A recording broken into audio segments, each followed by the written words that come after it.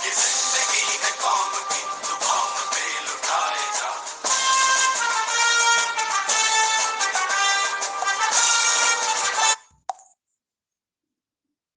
मोहतरम मुफ्ती नासिर साहब, अस्सलाम वालेकुम वरहमतुल्लाहि वबरकातुहू। सर, डिफरेंट मौक़ूज़ पे हमने इस तरह की वीडियोस भी आजकल देखी हैं कि कुरान शरीफ के पन्नों को या कुरान शरीफ को या ये कि कुछ सिपारों को, कुछ हिस्सों को लोग जलाते हुए नजर आ जाते हैं, और एक वीडियो भी आजकल मंजर आम पर आ रही है। बचपन से हमने ये चीज़ें नोटिस की हैं और हम विटनेस हैं खुद इस बात के कि जो कब्रिस्तान वगैरह होते हैं तो बहुत से कब्रिस्तानों में बहुत पुराने कदीम कुएं होते हैं जिसमें से किसी टाइम पानी निकलता होगा, बट आजकल वो सूखे हैं सर। उसमें भी हमने देखा है कि लोग कुरान शरीफ के पन्ने डाल देते हैं। मैंने ये भी देखा है कि कुरान शरीफ के पन्नों को लोग दरिया में बहा देते हैं, और जब उनसे मालूमात करते हैं तो पता ये चलता है कि उनका इज्जत व इकराम या उसका तकद्दुस भी मकसद था कि कुरान शरीफ के पन्ने पेजेस एक तरफ लग जाएं, एक तरफ ठिकाने लग जाएं और उनकी बेहुरमती न हो। तो इस रिगार्डिंग सर जानकारी दें कि मजहब इस्लाम का क्या हुक्म है कि अगर हमारे पास कोई ऐसा कुरान शरीफ या पेजेस हों जो कि नाकाबिल इस्तेमाल हों और हम उन्हें इज्जत व इकराम के साथ तल्फ करना चाहते हो सर, तो प्लीज बताएं पॉइंट वाइज। शुक्रिया, जज़ाकल्लाह व बरकातुहू। ये बहुत अच्छा आपने पॉइंट रेज किया है, और इस पर यानी कि मैंने पर्सनल भी कह दिया था कि 1 to 1 ना थोड़ी सी तफसीली बात होनी चाहिए। बहरहाल मैं इब्तिदा करता हूँ। अल्हम्दुलिल्लाहि रब्बिल आलमीन वस्सलातु वस्सलामु अला सय्यिदिल अंबिया वल मुरसलीन,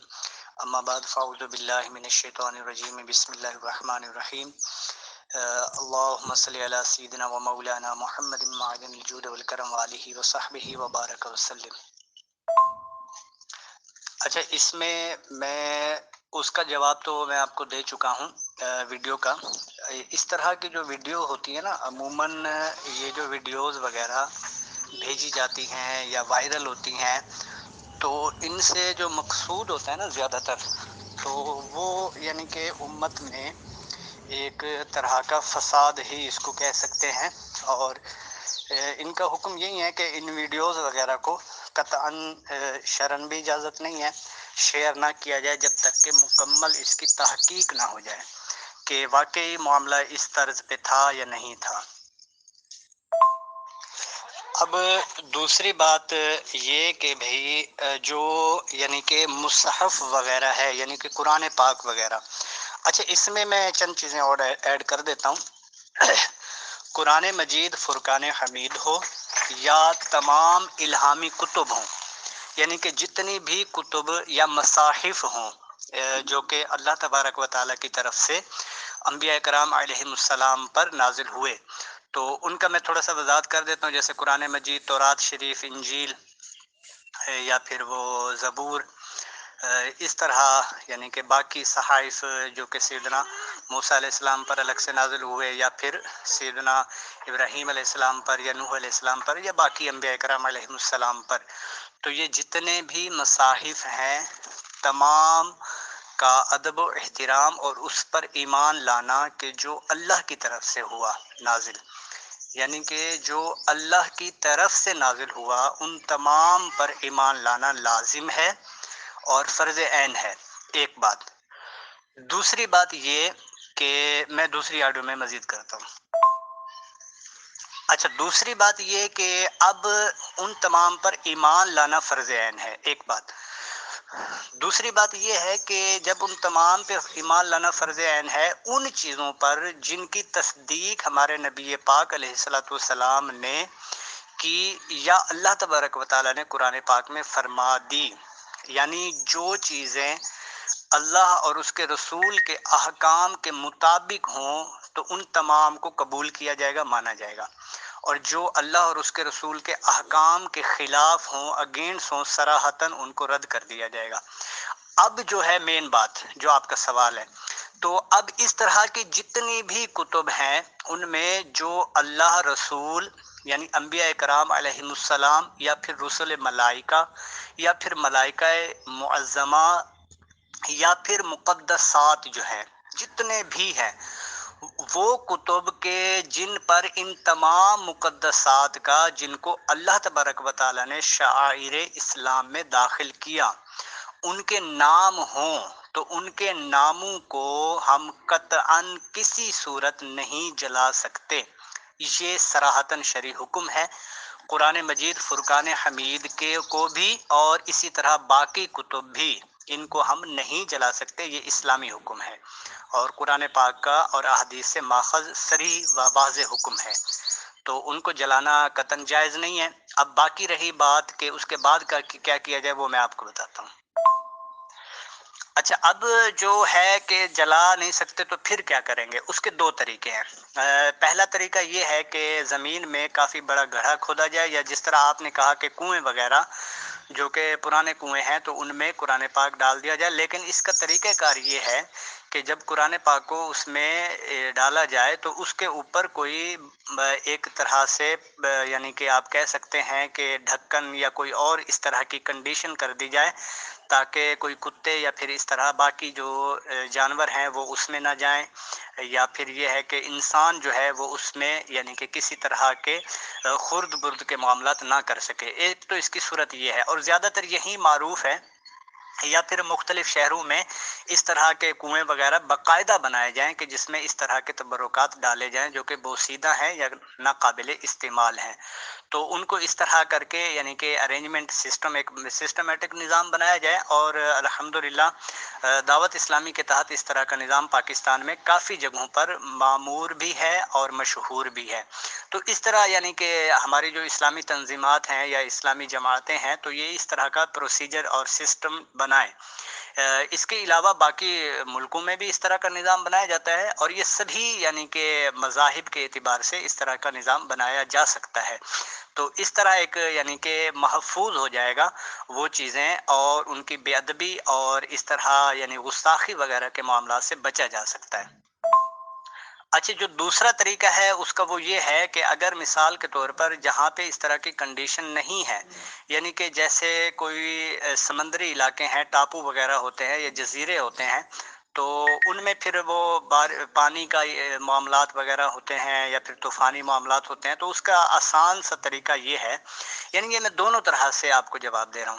تو اس کا آسان سا طریقہ یہ ہے کہ ایک بڑا سا کپڑا یا پھر کوئی شاپر یا بیگ اس طرح کے لیے جائیں، اور اس میں وہ مقدس اوراق جو ہیں جس میں اللہ، رسول، انبیاء، رسل، ملائکہ یا مقدسات شخصیات یا اس کے علاوہ جو شاعر اسلام ہیں، تو ان کو وہاں پہ اس کپڑے میں، بیگ میں ڈالا جائے، اور اس کے اندر ایک بڑا سا ہیوی قسم کا پتھر رکھا جائے، اور ان کو بیچ دریا میں یا بیچ پانی میں جو گہرا ہو کافی، تو یا پھر سمندر تو واقعی گہرا ہوتا ہے، خیر دریا وغیرہ بھی گہرے ہوتے ہیں، لیکن نہریں وغیرہ اس طرح کی جہاں پہ کنڈیشنیں ہیں تو وہ اس کا یہی صورتحال ہے کہ ایک بڑا سا پتھر جو کہ بہت زیادہ ہیوی ہو، اور جتنا وہ وزن کتابیں یا کوئی مقدسات ہیں اس میں ہے اس سے زیادہ ہو، کہیں زیادہ ہو، تو اس میں وہ پتھر رکھ کے اس کو اسی جگہ پانی میں چھوڑ دیا جائے تاکہ وہ نیچے بیٹھ جائے، اور پانی بار بار لگنے کی وجہ سے ان کے جو نقوش ہیں وہ مٹ جائیں، تو یہ ایک کنڈیشن، دوسری کنڈیشن ہو سکتی ہے۔ باقی اس طرح آج کل جیسے رسائل ہوتے ہیں، اخبارات ہوتے ہیں، اس طرح اور بھی بہت ساری چیزیں ہیں جن میں مقدسات کے نام ہوتے ہیں، تو ان تمام چیزوں کو یا تو محو کر دیا جائے، یہ جو دو طریقے میں نے بتائے، جلانا پھر بھی قابل قبول نہیں ہوگا، یا تو ان کو محو کر دیا جائے یا پھر کوئی ایسی کنڈیشن رکھی جائے تاکہ یہ چیزیں یعنی کہ نہ ہوں اور ان کی بے ادبی وغیرہ کے معاملات نہ ہو پائے، تو ان چیزوں سے بھی یعنی کہ بچا جائے، اور بہتر انسب یہی ہے، زیادہ مناسب یہی ہے کہ ان چیزوں کو یعنی کہ جتنا ہو سکے اتنی ان کا ادب کیا جائے اور بے ادبی سے بچا جائے، تو یہ سب سے بہترین طریقے ہیں، چند ایک میں نے بتائے، مزید سوالات آپ کر سکتے ہیں تو انشاءاللہ ان کے بھی جواب دیتا ہوں۔ محترم مفتی محمد ناصر صاحب، بہت شکریہ، بہت جزاک اللہ کہ آپ نے جوابات دیے، اور میں یہ بھی جانتا ہوں کہ آپ ماشاءاللہ بھلے ہی ایک مفتی ہیں لیکن آپ کی بھی یہ لیمیٹیشنز ہیں، یا یہ کہ باؤنڈیشنز ہیں کہ آپ جو بھی فتویٰ جاری کریں گے وہ قرآن اور حدیث کے بیس پہ ہی کریں گے سر، بٹ ایک جستجو ہوتی ہے، ابھی ہمارے एडमिन यूनुस खान साहब का एक कमेंट आया था कि उनकी मालूमात के हिसाब से बेस्ट वे पानी में डालना है, और उन्होंने ये भी कहा कि पानी मोहतरम मुफ्ती मोहम्मद नासिर साहब, बहुत शुक्रिया, बहुत जज़ाकल्लाह कि आपने जवाबात दिए। और मैं ये भी जानता हूँ कि आप माशाल्लाह भले ही एक मुफ्ती हैं, लेकिन आपकी भी ये लिमिटेशंस हैं या ये के बाउंडेशंस हैं कि आप जो भी फतवा जारी करेंगे वो कुरान और हदीस के बेस पे ही करेंगे सर। बट एक जस्तुजू होती है। अभी हमारे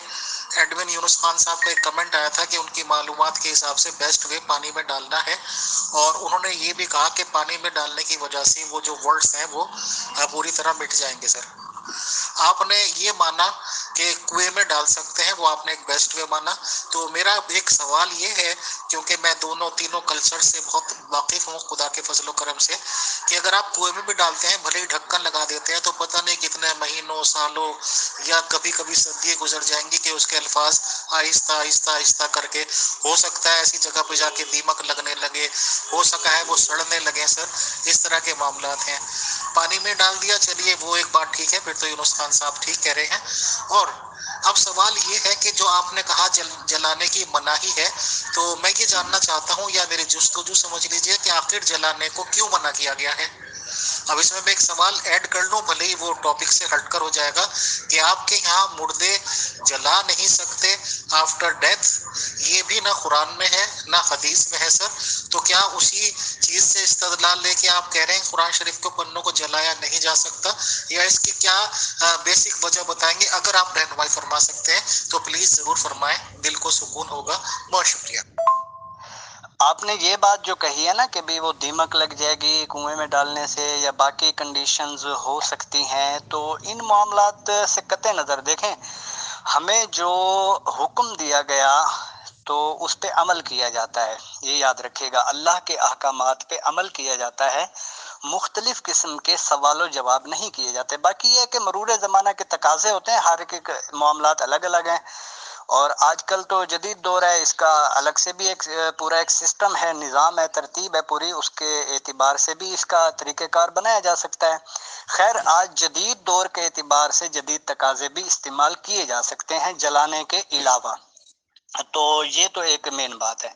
दूसरी, मैं इंशाल्लाह आपके सवाल का जवाब देता हूँ। देखें, एक ये वाक़या हुआ था, ये मैंने बुखारी शरीफ की रिवायत आपके सामने पेश की है कि अबू हुरैरा से रिवायत है कि उन्होंने कहा अन्नहु क़ाला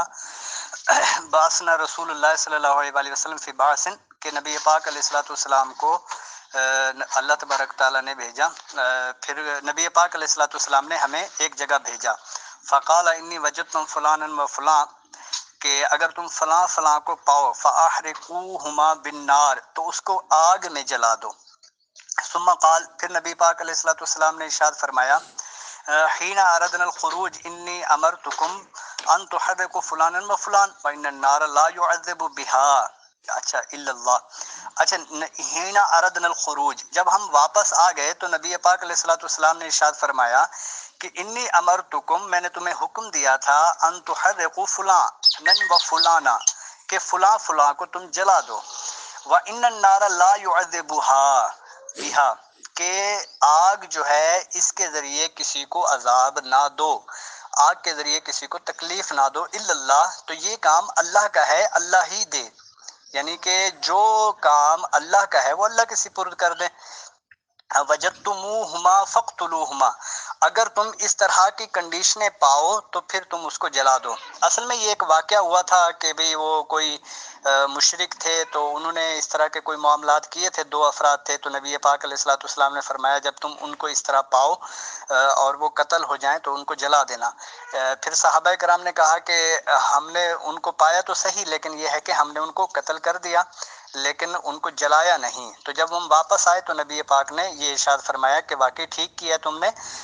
तो मैंने तुम्हें बिल्कुल कहा था कि भी उसको जला दो, लेकिन ये है कि अब तुम उसको नहीं जलाओ, क्योंकि जलाने का जो मामला है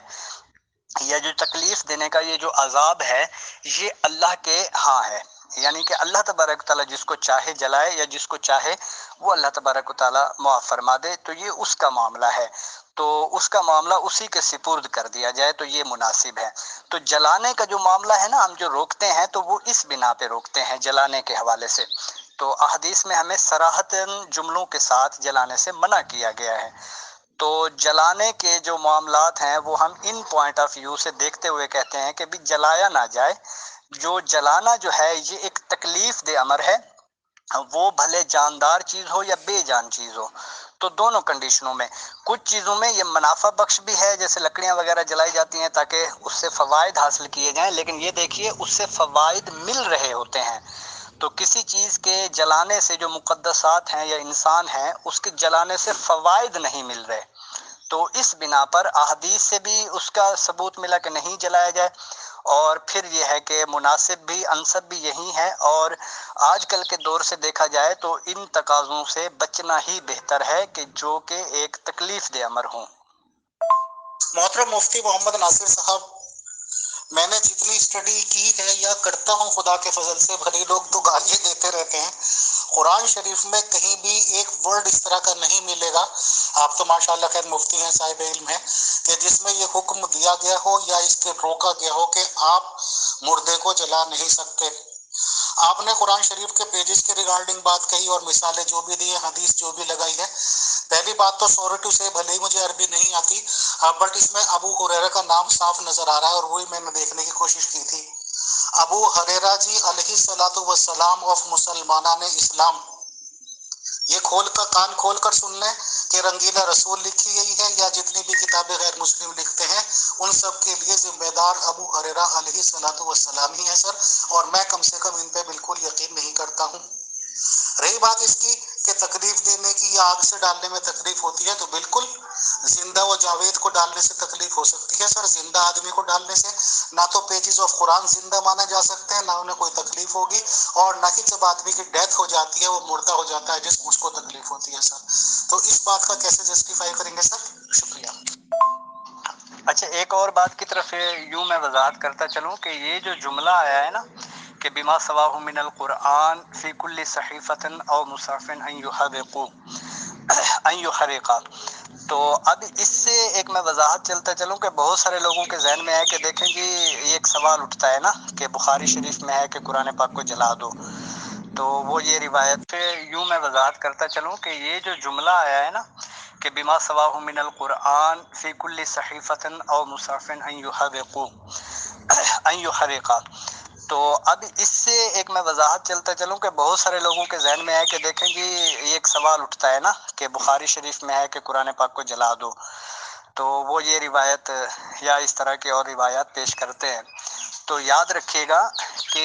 یہ جو معاملہ ہے اس کا جو پس منظر ہے وہ کچھ یوں تھا